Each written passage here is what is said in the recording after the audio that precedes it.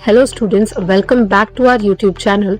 आज के इस लेक्चर में हम डिटेल में कवर करेंगे ऑनरेबल प्राइम मिनिस्टर सर ने जो पार्लियामेंट्री पॉलिसी ब्रीफिंग दी है regarding the West Asian crisis. उसके बारे में हम पढ़ेंगे कि उन्होंने क्या बोला है जियोपॉलिटिकल बफरिंग्स के बारे में, सिटीजन्स की सेफ्टी के बारे में एंड इकोनॉमिक इंसुलेशंस के बारे में। So without wasting a time, let's get started. तो फर्स्टली हम समझने की कोशिश करते हैं कि इस पूरे वेस्ट एशियन क्राइसिस जो है उसमें क्या कैटलिस्ट एंड फॉलआउट्स रहे हैं। सबसे पहले इसकी शुरुआत होती है फरवरी 28 से, जब यूएस और इजराइल दोनों ही जॉइंट स्ट्राइक्स जो है वो ईरान के ऊपर करते हैं और वहां पे supreme leader ayatollah Ali Khamenei जो है उनकी डेथ हो जाती है। उसके बाद ये जो कॉन्फ्लिक्ट है वो 3 हफ्ते तक चलती रहती है लगातार एंड इट्स ऑनगोइंग स्टिल। यहाँ पे देखा जाता है कि कई सारी रिटेलिएटरी स्ट्राइक्स हो रही हैं जो भी हमारे ऑयल एक्सपोर्टिंग नेशंस हैं उनके खिलाफ, और बहुत ज़्यादा डिस्टेबलाइजिंग कंडीशंस जो हैं वो जनरेट हो रही हैं। अगर हम सिक्योरिटी की बात करें इंटरनेशनली तो डिस्टेबलाइजिंग कंडीशंस हैं। देन अगर ग्लोबल इम्पैक्ट की बात करें तो जो कॉमर्शियल वेसल्स का मूवमेंट है उस पर बहुत ज़्यादा डिसरप्शंस देखने को मिले हैं एंड एडवर्स इफेक्ट जो है वो global economy and trade routes पे देखने को मिले हैं। So this was all briefing bye honourable prime minister. आगे देखते हैं। नाउ लेट्स सी, अगर हम मैपिंग की बात करें इंडिया के स्ट्रैटेजिक एक्सपोजर की, तो इस मैप पे देखते हैं सबसे पहले हमारे जो ह्यूमन कैपिटल है वो वहां पे है। Like we have a huge diaspora sharing with those West Asian countries. So 1 crore से भी ज्यादा इंडियन सिटीजन्स जो है वो वहाँ पे काम करते हैं और रहते हैं और काम करते हैं उन गल्फ नेशंस में, जो कि हमारा बहुत बड़ा डायस्पोरा है एंड उसी के साथ बहुत बड़ी जिम्मेदारी हमारी बनती है उन डायस्पोरा को प्रोटेक्ट करने की। सो फर्स्ट की हाईलाइट ये था स्पीच का। सेकेंड, उन्होंने बोला है एनर्जी रिलायंस के बारे में। दैट इज, हम जो है इम्पोर्ट रिलायंस हमारी 60% है if we talk about LPG, total LPG requirements. तो 60% हमारा इम्पोर्ट्स के थ्रू आता है, विच जो इम्पोर्ट्स है हमारे वो भी इसी रीजन के अराउंड जो है वो ओरिजिनेट होते हैं ज्यादातर।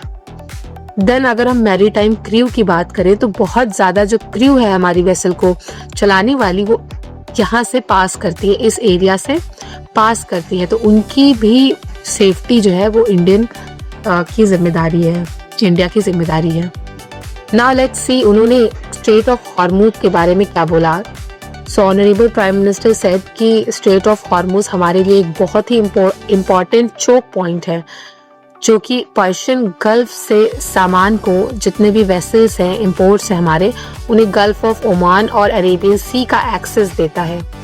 सो अगर हम फ्लो की बात करें तो we can see that 20% of not India's but world's oil supply comes from this passage, which is essentially crude oil, gas, fertilizer trade routes। तो ये सिर्फ ऑयल का ही ट्रेड रूट नहीं बल्कि फर्टिलाइजर्स और गैसेस का भी ट्रेड रूट है। तो you can see that fertilisers का भी जो है प्रॉपर फ्लो इम्पैक्ट हो रहा है because of this war, and you can see fertilisers का अगर इम्पैक्ट होगा देन फूड सिक्योरिटी पे भी एक क्वेश्चन मार्क उठ जाएगा directly. Then what else? There is unacceptable blockage in this Strait of Hormuz, जिसकी वजह से जो कॉमर्शियल वेसल्स का मूवमेंट है वो बहुत ज़्यादा चैलेंजिंग और डिसरप्टिंग हो गया है फॉर एसेंशियल आइटम्स जो हमारे हैं उनके लिए। Then अगर हम डिप्लोमेटिक सेफ पैसेज की बात करें तो इंडियन वेसल्स को अलाउ किया है सक्सेसफुली क्रॉस करने के लिए इस स्ट्रेट को कॉन्फ्लिक्ट के दौरान भी, due to targeted diplomatic efforts. So diplomatic efforts की वजह से ही इंडियन फ्लैग वाली जो शिप्स थी उन्हें अलाउ कर दिया गया इस पैसेज के थ्रू जाने के लिए। So that shows our diplomatic efforts and diplomatic resilience. Now let's see the 5 pillars of state resilience which were highlighted by our honorable prime minister. So pillar 1 is citizen safety. उनके लिए first priority है कि citizens जो हमारे हैं वो safe रहें। Then उनके इवैक्यूएशंस, हेल्पलाइंस और डायस्पोरा सपोर्ट के लिए बहुत सारे एफर्ट इंडिया के द्वारा किए गए हैं। सेकेंड पिलर हमारा एनर्जी सिक्योरिटी को लेकर के हैं, उसके लिए हमारे कई सारे स्ट्रैटेजिक रिजर्व्स हैं। We have done a good amount of diversification, और हमने अपनी डोमेस्टिक कैपेसिटी यानी कि रिफाइनिंग कैपेसिटी को काफ़ी बढ़ा दिया है। Third pillar is food and economic insulation. जब भी वॉर आएगी तो फूड एंड इकोनॉमिक इंसुलेशन उसके डायरेक्ट इम्पैक्ट होंगे। सो यहाँ पे फर्टिलाइजर सब्सिडीज प्रोवाइड की जाएंगी ताकि ये शॉक जो है वो डायरेक्टली फार्मर्स को मत लगे through the subsidies. Crop sowing जो है वो देखी जाएगी। इन्फ्लेशन बफर्स प्रोवाइड किए जाएंगे to absorb those shocks. Then fourth pillar is diplomatic de-escalation. Globally जो है बात की जाएगी जियोपॉलिटिकल फ्रंट पे ताकि स्ट्रैटेजिक न्यूट्रलिटी और मेंटेन रहे और डायलॉग एंड नेगोशिएशंस के थ्रू बातें सॉल्व हो सके एंड दस इन टर्न मैरीटाइम सिक्योरिटी जो है वो इंश्योर हो सके। Then fifth pillar is internal security. पहले तो हम डीएस्केलेशन मेजर्स लेंगे, उसके बाद we'll look into our internal security because coastal defence, cyber monitoring, anti hoarding enforcement ये सब बहुत ज़्यादा इम्पोर्टेंट हो जाते हैं जब कोई वॉर होती है। Then we also need to guard our borders from the external impacts if happens. And cyber monitoring भी बहुत ज़्यादा ज़रूरी हो जाती है। Now let's look into each pillar one by one. First pillar है citizen safety and dashboards. उसके लिए कहा है प्राइम मिनिस्टर ने that more than 3 lakh. So let's study all the pillars one by one. पहला पिलर है citizen की safety and large goals को लेकर की। So prime minister Narendra Modi sir ने कहा है कि मोर देन 3,75,000 सिटीजन्स को सिक्योर सेफली जो है होम तक पहुंचा दिया गया है उनके। जब ये कॉन्फ्लिक्ट शुरू हुई थी तब, और उसमें से 1,000 स्टूडेंट्स जो है वो डायरेक्टली ईरान से इवैक्यूएट किए गए हैं।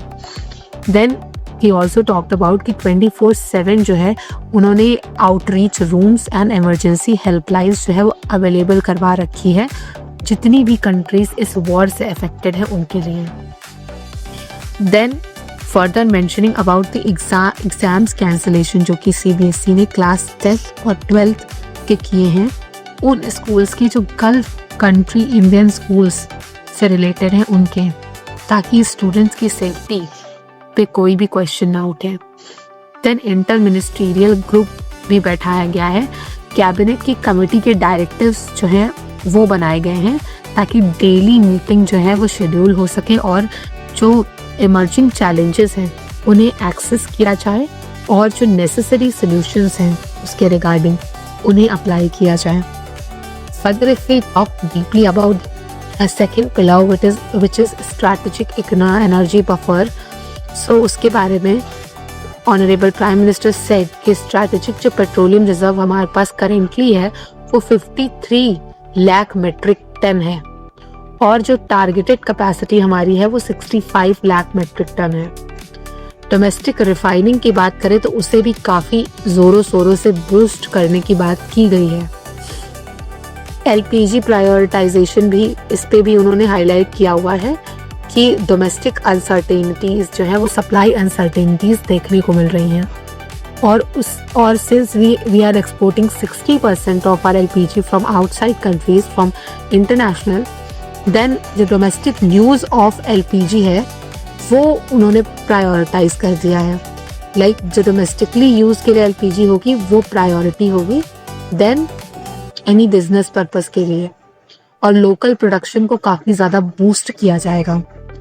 Then he also talked about smooth supply smooth supply की भी बात उन्होंने करी हुई है कि uninterrupted nationwide supply secure की जाएगी पेट्रोल, डीजल एंड गैस की, जिससे जो इनकन्वीनियंस होगा कॉमन हाउस होल्ड को उसको मिनिमाइज कर सकते हैं हम लोग। देन फर्दर अगर हम सेकेंड पिलर एनर्जी की बात करें तो ही हाईलाइटेड एनर्जी डाइवर्सिफिकेशन के बारे में कि कैसे हम पहले बहुत ही लेस डाइवर्स हुआ करते थे and now in this era we are more diverse. So here एक टेबल है जो दिखाती है कि डिकेड अबो का क्या सिचुएशन था एंड आज की रेजिलियंस के बारे में। सो पहले हम 27 कंट्रीज पे रिलायंट हुआ करते थे, that was a very small sample size, but अब हम 41 कंट्रीज पे रिलाई करते हैं जिससे एक सिंगल चोक पॉइंट वल्नरेबिलिटी जो है उसका इशू खत्म हो जाएगा। सपोज इसका एग्जांपल हम ले सकते हैं कि war is ongoing in the West Asia, but we are still like in the capacity to buy the crude oil from Russia because we have good relations with the Russia. So यही highlight करता है कि choke point vulnerability से बचने के लिए we need diversified diplomatic relationship in this multipolar geopolitical fronts. Next अगर हम ब्लेंडिंग की बात करें, इथेनॉल ब्लेंडिंग की, तो पहले हम सिर्फ 1 से 1.5% तक ब्लेंडिंग किया करते थे, बट अभी वो स्टैट्स काफ़ी ज़्यादा ह्यूज हैं। दिस इज़ 20% ब्लेंडिंग हम करते हैं, जिससे हमारी फॉसिल फ्यूल डिपेंडेंसी काफ़ी हद तक कम हो गई है। Earlier we were used to be heavy fossil fuel reliant country, but अभी हमने 50% जो है इंस्टॉल्ड पावर कैपेसिटी रिन्यूएबल्स के थ्रू कर ली हुई है, जिसकी वजह से हमारे पास सफिशिएंट कोल स्टॉक्स जो हैं वो अभी भी बैग्ड हैं। So this was an differentiation between the old India which was a decade ago and the today's India which is much resilient. Now let's see about the third pillar, which talks about the food security and the price buffer mechanism. So basically यहाँ पे international market spike हुआ है. It's not about only the crude oil which is getting impacted with this war. Urea के prices भी काफ़ी sword up हो गए हैं, 3000 rupees पर bag, and this is because of all the supply chain disruption and conflict and war-like situation that is going on for the past 3 weeks. तो उसके लिए स्टेट इंटरवेंशन ये हुआ है कि एग्रेसिवली सब्सिडी एब्जॉर्प्शन की जो प्रैक्टिसेस है वो हो रही हैं, and emergency food and fertilisers arrangement किए जा रहे हैं इन द कंट्री, जिससे जो फार्मर्स हैं वो प्रोटेक्टेड रह सकें। इंडियन फार्मर्स को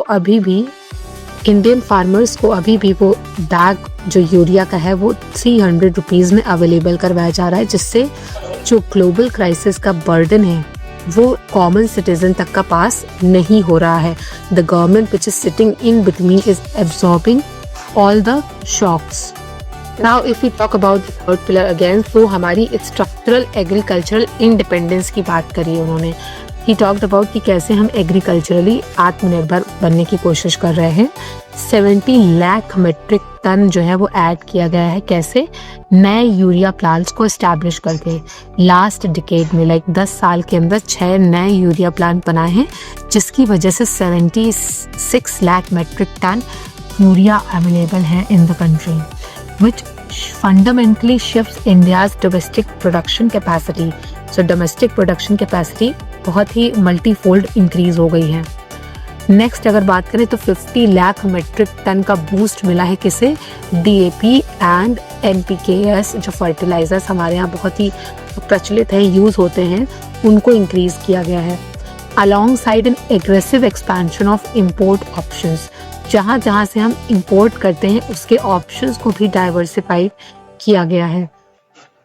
so this is a very good approach where we are trying to diversify our imports, and on the other side we are trying to boost our domestic capacity. So this way we will be not dependent on single choke point vulnerabilities. So next है 22 lakh solar pumps जो हैं वो install किए गए हैं under the scheme PM Kusum scheme, जिसने farmer का जो रिलायंस है डीजल सप्लाई पे वो बहुत ज़्यादा ड्रास्टिकली रिड्यूस कर दिया है under the made in India programmes. Now let's see the fourth pillar which we talked about, which is active diplomacy and de-escalation measures. So he talk कि कैसे जो है डायलॉग एंड डिप्लोमेसी जो है वो ओनली सोल्यूशन लेफ्ट रह गया है in this multipolar front war scenario. यहाँ पे जो लाइफ्स हैं endangering life is counter to interest of humanities. This is being said by Honorable Prime Minister Narendra Modi. What is done on the name of active diplomacy? So direct head of the state's engagement है. Prime Minister has conducted 2 rounds of phone dialogue with the heads of most West Asian countries. Day बार उन्होंने West Asian countries के head से खुद personally बात करी है। Securing assurance, कैसे explicit assurance जो है वो दिया गया है सभी पार्टीज द्वारा regarding the safety of Indian nationals, so that is a very big thing. Condemnation of escalation, we also condemn कि जो भी ये एस्केलेशन अटैक्स हो रहे हैं सिविलियंस पे और एनर्जी ग्रिड्स और ट्रांसपोर्ट इंफ्रास्ट्रक्चर का जो लॉस हो रहा है, India also strongly condemn these attacks because we want the global peace to be secured. अगर हम मैरी टाइम डायलॉग की बात करें तो कंटिन्यूस कोऑर्डिनेशन रखा जा रहा है ग्लोबल पार्टनर्स के साथ, ताकि जो हमारे मैरी टाइम कॉरिडोर्स हैं वो सिक्योर रहें कॉमर्शियल शिपिंग के लिए एंड कोई भी चोक पॉइंट वल्नरेबिलिटी हमें देखने को ना मिले। देन अगर हम फोर्थ पिलर की बात करें which is our internal security का पिलर एंड मार्केट इंटीग्रिटी का पिलर, सो उसके लिए सबसे पहले honourable prime minister said that we are guarding our coast and the entire border. Alert issue हो गए, जितने भी सिक्योरिटी एजेंसी हैं उन्हें हाई अलर्ट पर प्लेस किया गया है सभी कोस्टल और बॉर्डर इंस्टॉलेशंस पर, ताकि जो स्पिल ओवर रिस्क है, स्पिल ओवर रिस्क मीन्स तो वेस्टर्न कंट्रीज में जो डीस्टेबलाइजिंग कंडीशंस चल रही हैं उसका इम्पैक्ट इंडिया पे जो डायरेक्टली ना आए, उसके लिए वी आर प्रिपेयरिंग आवरसेल्फ। तो that is the spill over risk which he was talking about. Strategic installation की जा रही है, प्रोटेक्शन प्रोटोकॉल्स को फॉलो किया जा रहा है ताकि critical domestic energy and infrastructure assets बचे रहें। सो मेनली साइबर अटैक्स होने के भी बहुत चांसेस हैं in this vulnerable times, so we need to prepare our domestic supply, basically the strategic installations, ताकि वो विजिलेंट रहें और इन अटैक से बचाएं। बेसिकली यहाँ देखिए वही बात हो रही है, साइबर डिफेंस से बचाने की बात। विजिलेंस को हाइटन करिए, साइबर थ्रेट्स को बहुत ही अच्छे से देखिए ताकि जितने भी जियो पॉलिटिकल डिस्ट्रैक्शन को एक्सप्लॉइट करने के लिए साइबर थ्रेट्स होने के चांसेस हैं वो कम हो जाएं। देन मार्केट एनफोर्समेंट की बात करें तो prime minister appeal to the state governments for the strict monitoring and swift and stringent actions against the hoarders. तो यहाँ पे उन्होंने बात करी है कि होल्डर्स और ब्लैक मार्केटर्स पर स्ट्रिक्ट एक्शंस लिए जाएं and also to those who are spreading the misinformation and rumours in this critical time. Now let's synthesise all that we have study and ये शील्ड ऑफ सेल्फ रिलायंस को पढ़ने की कोशिश करते हैं। सो जो पहला हमारा जियोपॉलिटिकल रिंग है, इस फ्रंट पे हम डिप्लोमेटिक न्यूट्रलिटी की बात करते हैं कि we are not on any side because हमारे जो हैं वो मल्टी फेसेटेड इंटरेस्ट है। Like from Israel we are dependent upon the high tech weapons and with the Iran we have energy security deals. So यहाँ पे एक multifaceted हमारे interest हैं, तो डिप्लोमेटिक न्यूट्रलिटी को इंश्योर करना is the key and head of the states के साथ डायलॉग किए जा रहे हैं एंड मैरीटाइम सिक्योरिटी को प्रोटेक्शन दिया जा रहा है। That is being done on the geopolitical front. Then if you talk about the security, then internal जितनी भी एजेंसीज हैं उन्हें अलर्ट इशू कर दिए गए हैं। साथ ही साथ एंटी होर्डिंग प्रैक्टिसेस को भी कंडेम किया जा रहा है और जो भी साइबर और कोस्टल डिफेंसेस हैं उन्हें अलर्ट कर दिया गया है। एंड अगर हम अपने स्ट्रैटेजिक रिजर्व्स की बात करें या डोमेस्टिक प्रोडक्शन की बात करें ऑन द स्ट्रक्चरल फ्रंट, तो वहाँ पे हमने 20% ethanol blending new fertilizers capacity को इंस्टॉल किया है ताकि हमारा जो डोमेस्टिक सप्लाई चेन है वो डिस्टर्ब ना हो। Then the first ring is the economic ring, जहाँ पे हम सब्सिडाइज्ड बफर प्रोवाइड करेंगे टू द कॉमन पीपल ताकि वो प्राइस से इंसुलेट रहें and this will be done with the urea caps and LPG prioritisation. So जो ऑर्डिनरी इंडियन फैमिली है वो इन शॉक्स को जो है इन शॉक्स से ना डील करे। That is why government is saying that we are trying to absorb these shocks. Last एक प्रूवन प्लेबुक दी गई है for this global crisis. So Honorable Prime Minister cautioned that the difficult global condition has caused this war are likely to persist for a longer time. However, nations' response to build on a tested foundation. So he is talking about कि ये जो conditions हैं, war-like conditions हैं, ये long time के लिए persist करेंगी. But हमें जो nation का response है वो काफ़ी ज़्यादा resilient रखना पड़ेगा or which is built upon these tested foundations.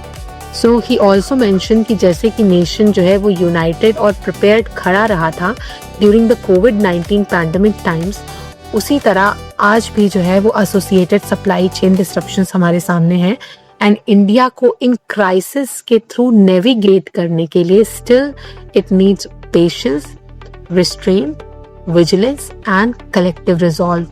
So this can be directly used in any answer of ours कि just as the nation stood united and prepared during COVID-19 pandemic and its associated supply chain disruption, India is positioned to navigate this crisis through patience, restraint, vigilance and collective resolve. Lectures and stay tuned for more updates.